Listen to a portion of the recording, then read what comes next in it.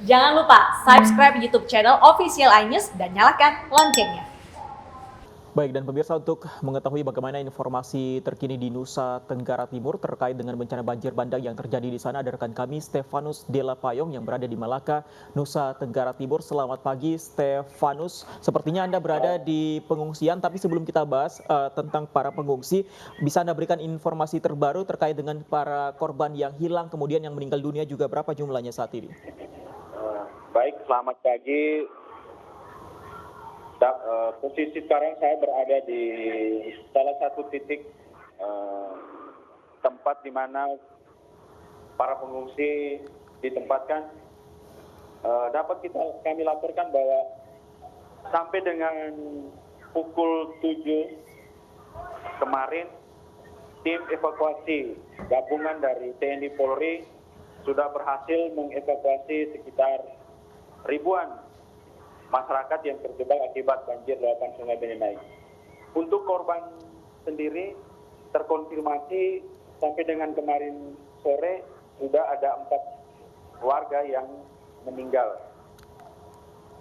Untuk yang masih terjebak dan masih hilang sampai saat ini belum bisa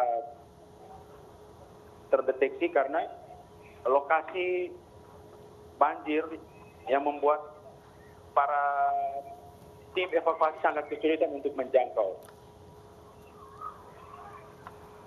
Baik, Stefanus, lalu bagaimana kondisi korban di pengungsian? Baik, dapat kita lihat seperti di belakang saya, para pengungsi untuk saat ini mereka sangat membutuhkan tikar dan juga selimut karena mereka hanya bisa menyelamatkan diri. Semua barang-barang mereka tidak bisa terselamatkan. Oke, Stefanus, kemarin bantuan masih belum bisa masuk dan menjangkau para pengungsi. Pagi ini, apakah sudah ada yang masuk bantuan untuk para pengungsi? Baik, sampai dengan pagi ini, tim evakuasi sudah berhasil menjangkau ke lokasi yang warga masih terjebak dalam rumah ya. Memang masih sangat kesulitan.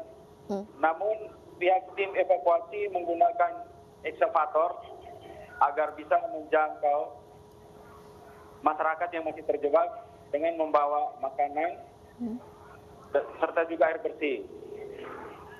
Berapa banyak warga yang masih terisolasi di sana, Stefanus? Sampai dengan kemarin sore terdapat 7 desa yang merupakan wilayah terparah. Tim evakuasi baru berhasil mengevakuasi 1 desa. Sedangkan desa yang lain itu belum bisa terjangkau karena akses jalan putus ditambah dengan luapan banjir yang sampai saat ini masih berkisaran 1 hingga 2 meter.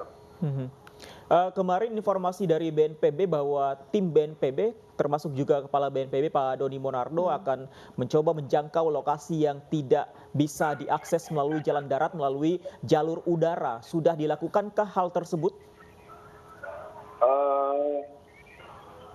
Kalau untuk di Kabupaten Malaka sendiri, kita tidak mendapatkan informasi itu. Namun yang kita dapat bahwa rombongan itu akan berkunjung ke Flores, yang di mana terjadi juga bencana yang sangat memakan korban jiwa di sana. Kalau bantuan memang masih belum bisa masuk secara maksimal di kawasan Malaka ini, warga yang sudah mengungsi ini bertahan dengan bantuan seperti apa? Apakah meminta kepada para tetangga, kerabat yang tidak terkena banjir atau bagaimana, Stefanus? Bisa Anda ceritakan? Baik, untuk warga yang mengungsi, pemerintah daerah sudah melakukan koordinasi dengan pihak gereja. Jadi semua donasi dari para simpatisan atau keluarga itu semua bantuannya terpusat dan itu dikelola oleh pihak gereja. Jadi untuk makan minum sangat terbantu untuk para warga yang mengungsi karena semua terpusat di gereja. Jadi yang paling dibutuhkan para pengungsi saat ini apa, Stefanus? Yang sangat dibutuhkan saat ini bantuan pakaian dengan alat tidur seperti tikar, bantal, selimut, karena semua harta benda tidak bisa terselamatkan. Warga hanya bisa menyelamatkan diri karena ketika banjir meluap setinggi 4 hingga 5 meter saat minggu subuh, warga hanya bisa menyelamatkan diri di atas atap seng. Jadi semua harta benda termasuk barang-barang mereka itu hanyut terbawa banjir, Pak. Baik, semua barang mereka terbawa banjir bandang. Bagaimana aliran listrik di sana? Apakah masih putus? Kemudian jalur komunikasi juga, apakah masih sulit dilakukan? Untuk arus listrik dengan jaringan seluler, telekomunikasi, untuk wilayah-wilayah yang terdampak hingga saat ini belum bisa terjangkau oleh pihak PLN maupun dari pihak Telkom karena akses jalannya terputus semua. Namun untuk yang bisa terjangkau yang ada di pusat kota kabupaten yang di mana saya sedang berdiri, di sini memang masih bisa karena luput dari banjir.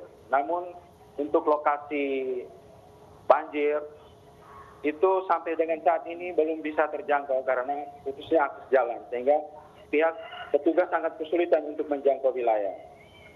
Baik, dan daerah mana saja yang kondisinya masih parah hingga saat ini? Yang saat ini kondisi yang paling terparah akibat luapan Kali Benenai kemarin ada 2 kecamatan, Kecamatan Melaka Tengah dan Kecamatan Melaka Barat.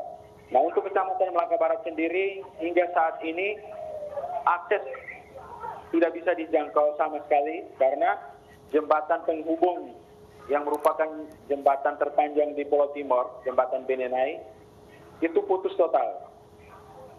Dan hanya ini satu akses jalan yang bisa sering digunakan untuk menjangkau wilayah Kecamatan Melaka Barat. Baik, lalu Stefanus, sebenarnya apa yang menjadi penyebab banjir bandang ini? Baik, seperti yang kita dapat informasi dari para warga bahwa banjir ini sudah menjadi langganan para warga setiap tahunnya. Karena banjir Benenai merupakan banjir titipan dari kabupaten tetangga yaitu Kabupaten Kupang, Kabupaten Timur Tengah Selatan, Kabupaten Timur Tengah Utara, dan Kabupaten Belu. Nah, untuk bisa menghalau banjir ini perlu adanya irigasi namun sampai dengan saat ini pihak pemerintah daerah, pemerintah provinsi maupun pemerintah pusat belum juga ada program untuk membangun irigasi. Maka bencana ini akan terus terjadi ketika musim penghujan tiba. Harapan masyarakat, ini merupakan banjir yang terbesar dalam sejarah Kali Benenai. Harapan masyarakat setempat, pemerintah segera membangun irigasi sehingga tidak akan terjadi lagi banjir-banjir berikut di tahun-tahun yang akan datang ketika musim hujan tiba. Baik, terima kasih Stefanus Dela Payong dari Malaka, Nusa Tenggara Timur. Selamat bertugas kembali, Stefanus.